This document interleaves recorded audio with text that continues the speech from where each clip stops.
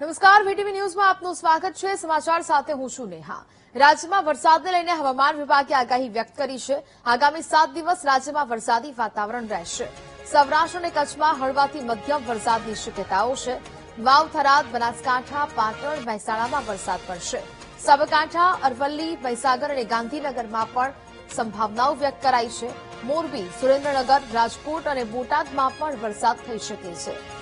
વરસાદ સાથે ભારે પવન પણ ફૂંકાવાની આગાહી છે તે હવામાન વિભાગ દ્વારા વ્યક્ત કરવામાં આવી છે। का जो फोरकास्ट दिया गया है 25 जून से लेकर 1 जुलाई तक इसमें हल्का से मध्यम बरसात का संभावना है गुजरात रीजन और सौराष्ट्र कच्छ दोनों रीजन के लिए। और जो अधिकतम तापमान है इसमें कोई बड़ा बदलाव नहीं है। हमारा कोस्टल जो तटीय क्षेत्र है उत्तर गुजरात और दक्षिण गुजरात के जो तटीय क्षेत्र है इसमें जो पवन का दिशा अभी स्थिति रहने का है दक्षिण पश्चिम से पश्चिम दिशा से पवन चलने का स्थिति रहना है।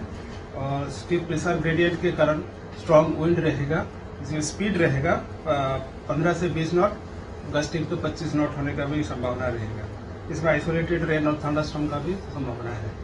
अहमदाबाद का जनरल क्लाउडी स्काई का पूर्वानुमान दिया गया है जो अधिकतम तापमान है 41 डिग्री सेंटीग्रेड के आसपास रहने का पूर्वानुमान दिया गया है।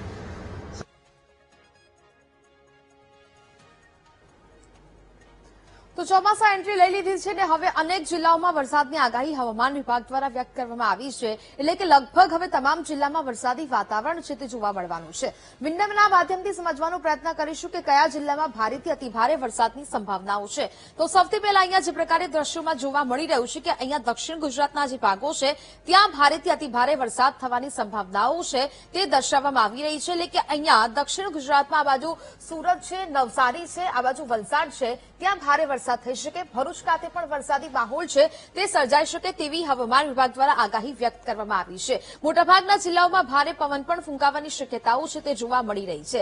આ બાજુ ઉત્તર ગુજરાતમાં પણ વરસાદી વાતાવરણ છે તે રહેવાનું છે। એટલે કે અહીંયા પાટણ છે, બનાસકાંઠા, મહેસાણા, ગાંધીનગરમાં પણ વરસાદી વાતાવરણ જોવા મળશે। અમદાવાદમાં પણ ભારે વરસાદની આગાહી છે તે વ્યક્ત કરવામાં આવી છે। આ બાજુ સૌરાષ્ટ્રનો આખો ભાગ લઈએ, સૌરાષ્ટ્રમાં પણ ભારે વરસાદની આગાહી વ્યક્ત કરવામાં આવી છે। રાજકોટ છે, અમરેલી છે, જૂનાગઢ છે, જેતપુર છે, આ તમામ જગ્યા પર વરસાદી વાતાવરણ છે તે જોવા મળવાનું છે। આ બાજુ રાજુલા, મહુવા છે, ત્યાં પણ વરસાદી વાતાવરણ છે તે જોવા મળવાનું છે। ભાવનગર ખાતે પણ વરસાદી સંભાવનાઓ છે તે હવામાન વિભાગ દ્વારા વ્યક્ત કરવામાં આવી છે। એટલે કે લગભગ અનેક જિલ્લાઓમાં વરસાદી વાતાવરણ જોવા મળશે। ખાસ કરીને સૌરાષ્ટ્રના જે ભાગો છે ત્યાં 40 થી 50 કિલોમીટરની ઝડપે પવન ફૂંકાવાની પણ શક્યતાઓ છે તે હવામાન વિભાગ દ્વારા વ્યક્ત કરવામાં આવી રહી છે। એટલે કે હવે 2 થી 3 દિવસ સુધી મેઘરાજા ગુજરાતને ગમરોળશે તેવી સ્થિતિ જોવા મળી રહી છે। એટલે કે આગામી સમયમાં વાવણી લાયક વરસાદ થવાની પણ સંભાવના છે। હવે હવામાન વિભાગ દ્વારા આ દર્શાવવામાં આવ્યું છે આખું ચિત્ર કે ક્યાં કયા જિલ્લાઓમાં વરસાદની શક્યતાઓ છે તે વધારે જોવા મળવાની છે।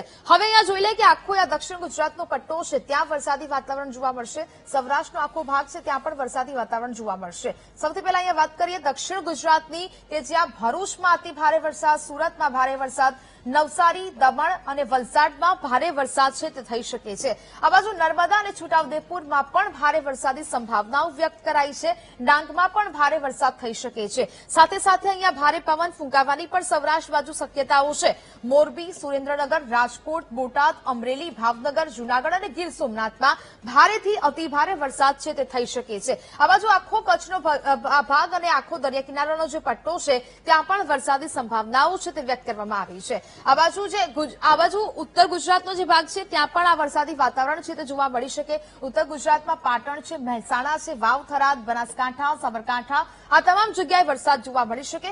ગાંધીનગરમાં પણ વરસાદી સંભાવનાઓ વ્યક્ત કરવામાં આવી છે। અમદાવાદમાં વરસાદની એટલી બધી સંભાવનાઓ નથી પરંતુ ક્યાંક ધીમી અંશે એટલે કે ધીમી ધારે વરસાદ અને વાદળછાયું વાતાવરણ છે તે ક્યાંક સર્જાતું જોવા મળી શકે। પરંતુ મોટાભાગના જિલ્લાઓમાં આજના દિવસે અનુમાન લગાવવામાં આવી રહ્યું છે કે વરસાદી વાતાવરણ છે તે જોવા મળી શકે। હવે વાત કરીએ આવતીકાલની। આવતીકાલે પણ જે પ્રકારે દ્રશ્યોમાં જોઈ શકાય છે કે વરસાદી વાતાવરણ સર્જાવાનું છે ને તેને કારણે આખો દરિયા કિનારાનો પટ્ટો કે જ્યાં ભારે પવન ફૂંકાઈ શકે, વાવણી લાયક વરસાદ પડવાનો છે। એટલે કે ખેડૂતો માટે પણ એક સારા સમાચાર કહી શકાય। આ બાજુ દક્ષિણ ગુજરાતમાં તો એ વરસાદી માહોલ રહેવાનો જ છે સતત અને 2 થી 3 દિવસ સુધી આ જોર છે તે વરસાદનું રહેવાનું છે। સૌરાષ્ટ્રનો પણ આખો ભાગ હવે સુરેન્દ્રનગરમાં પણ વરસાદ એન્ટ્રી લેશે અને સુરેન્દ્રનગરમાં પણ વરસાદી માહોલ છે તે જોવા મળશે। આ બાજુ ઉત્તર ગુજરાતનો બી આખો ભાગ છે એ ઉત્તર ગુજરાતમાં પણ વરસાદ ભારે પડવાની શક્યતાઓ જોવા મળી રહી છે.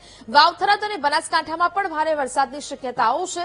ખાસ કરીને મહેસાણા અને પાટણમાં પણ વરસાદ વરસી શકે છે.